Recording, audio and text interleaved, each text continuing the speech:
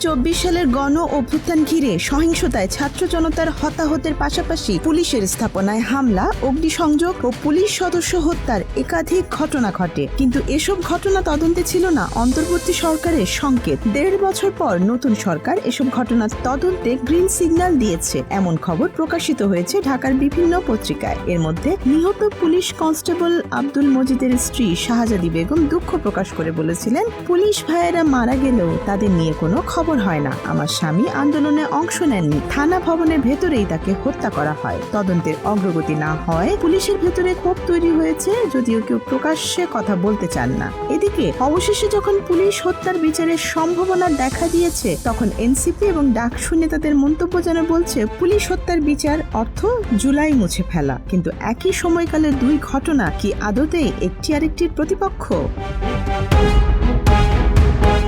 Police সূত্র জানায়, আন্দোলনের আগে ও পরে থানা, ফাঁড়ি ও ট্রাফিক অফিস সহ বিভিন্ন স্থাপনায় হামলা চালিয়ে অস্ত্র লুট করা হয়। অনেক স্থাপনা আগুনে পুড়িয়ে দেয়া হয়। লুট হওয়া অস্ত্রের বেশিরভাগই উদ্ধার করা হয়নি। এসব ঘটনায় মাত্র 5টি মামলা হয়েছে, তাতেও অধিকাংশ আসামি অজ্ঞাতনামা। ঢাকা মহানগরী এলাকায় 50টি থানার মধ্যে 21টিতে হামলা হয়। মোট 216টি স্থাপনায় ভাঙচুর ও অগ্নিসংযোগের ঘটনা ঘটে এবং মোট 216টি স্থাপনায় ভাঙচুর ও অগ্নিসংযোগের ঘটনা ঘটে এবং 13টি থানা পুরোপুরি পুড়ে যায়। সিরাজগঞ্জের এনায়েতপুর থানায় হামলায় 13 জন পুলিশ সদস্য নিহত হন। বহু টহল গাড়ি ও সরঞ্জাম ধ্বংস হয়।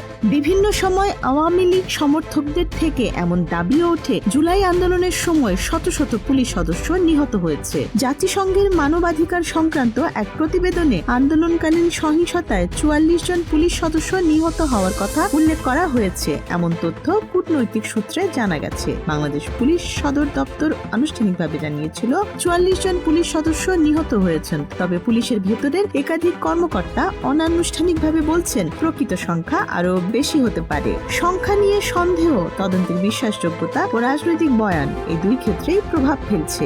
মানবাধিকার সংস্থাগুলো বলছে একক ও স্বচ্ছ তদন্ত প্রক্রিয়া ছাড়া প্রকৃত চিত্র নির্ধারণ কঠিন। ছাত্র জনতার আন্দোলন চলাকালে 5 আগস্ট নোয়াখালীর সোনাইমুড়ি থানা পুলিশের এক কনস্টেবলকে হত্যার অভিযোগে এক কিশোর ও 2 তরুণকে গ্রেফতার করেছিল পুলিশ। তারা হত্যার ঘটনায় সংশ্লিষ্টতা স্বীকার করে 164 ধারায় আদালতের জবানবন্দিও দিয়েছিল। কিন্তু বৈষম্য বিরোধী ছাত্র আন্দোলনের অন্যতম সমন্বয়ক সার্জিস আলম নোয়াখালীর সোনাইমুড়িতে পুলিশ সদস্য হত্যার ঘটনায় গ্রেফতার 3 জনকে স্থানীয় কিশোর গ্যাংয়ের সদস্য বলে দাবি করেন। তার ভাষ্য অনুযায়ী তারা নিয়মিত আন্দোলনকারী নন। এর মাঝে হবিগঞ্জে বৈষম্য বিরোধী ছাত্র আন্দোলনের জেলা সদস্য সচিব মাহাদি হাসান একটি ভাইরাল ভিডিওতে বলেন, আন্দোলনের সময় আমরা বানিয়াচং থানা পুড়িয়ে দিয়েছিলাম। পরে তিনি এটিকে স্লিপ অফ টাং বলে ব্যাখ্যা দেন। তার দাবি, উত্তেজনাকর পরিস্থিতিতে বক্তব্যটি ভুলভাবে এসেছে। তিনি মূলত সরকারি স্থাপনা অক্ষত রাখার ভূমিকায় বোঝাতে চেয়েছিলেন। পুলিশ ওই সময়ে তাকে গ্রেফতার করে এবং বিষয়টি নতুন করে বিতর্ক উস্কে দেয়। যদিও এরপর সেই আলোচনার প্রতিবাদে তার সমর্থকদের বিক্ষোভের প্রেক্ষাপটে তাকে মুক্তি দেওয়া হয়। এ নিয়ে আবার চলতে থাকে নানা আলোচনা সমালোচনা। পুলিশ হত্যার বিচার হবে এমন কথা হালে ওঠার পর বিরোধী দলীয় চিফ হুইপ ও জাতীয় নাগরিক পার্টির আহ্বায়ক নাহিদ ইসলাম বলেন, পুলিশ হত্যার বিচারের আগে জুলাই গণ অভ্যুত্থানে শহীদ ও আহতদের বিচার প্রক্রিয়া নিশ্চিত করতে হবে। তিনি ট্রাইব্যুনাল সংক্রান্ত রদবদল নিয়েও প্রশ্ন তোলেন এবং ইঙ্গিত দেন রাষ্ট্র সংস্কার না হলে দাবি আদায়ে রাজপথে নামবেন। অন্যদিকে ঢাকা বিশ্ববিদ্যালয় কেন্দ্রীয় ছাত্র সংসদের ভিপি ও শিবিরের আন্তর্জাতিক সম্পাদক আবু সাদিক কায়েমও পুলিশ হত্যার বিচার প্রসঙ্গে প্রতিক্রিয়া জানান। তিনি বলেন, সুরক্ষা অধ্যাদেশ উপেক্ষা করে পুলিশ হত্যা তদন্তের নামে জুলাইকে মুছে ফেলার অপপ্রয়াস চলছে। তার অভিযোগ, একদিকে আওয়ামী লীগের নেতারা জামিন পাচ্ছেন, অন্যদিকে জুলাইয়ের আন্দোলনকারীদের টার্গেট করা হচ্ছে। পুলিশ হত্যার বিচার হবে এমন প্রসঙ্গে নাসিরউদ্দিন পাটোয়ারির মন্তব্য আলোচনায় ঘুরছে সামাজিক যোগাযোগ মাধ্যমে। নাসিরউদ্দিন পাটোয়ারি পুলিশ হত্যায় বিএনপিকে দুষছেন। তিনি এক বক্তব্যে বলেন, পুলিশ হত্যায় বিএনপি জড়িত ছিল।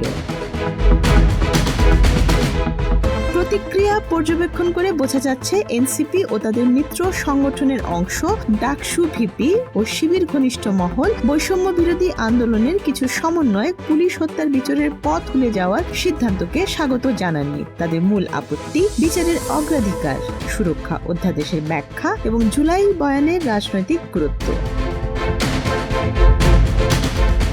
স্বরাষ্ট্র মন্ত্রণালয় ও পুলিশ সূত্র বলছে, হামলার আগে পরে সংগৃহীত ভিডিও ফুটেজ ও আলামত পুলিশের কাছে আছে, কিন্তু অন্তর্বর্তী সরকারের সময়ে সংকেত না পাওয়ায় তদন্ত এগোয়নি। 1.5 বছরে মাত্র 5টি ঘটনায় মামলা হয়েছে, উল্লেখযোগ্য গ্রেপ্তার নেই। নতুন সরকার দায়িত্ব নেয়ার পর বিষয়টি আলোচনায় আসে এবং এখন তদন্তে অগ্রগতির ইঙ্গিত মিলছে। এখন স্বচ্ছ একক তদন্ত কমিশন গঠন হলে পুলিশ হত্যা সংখ্যা সংক্রান্ত বিভ্রান্তি কমতে পারে। তবে বিচারের অগ্রাধিকার নির্ধারণে জুলাইয়ের ভুক্তভোগী বনাম পুলিশ হত্যা মামলা রাজনৈতিক টানাপোড়েন বাড়াতে পারে।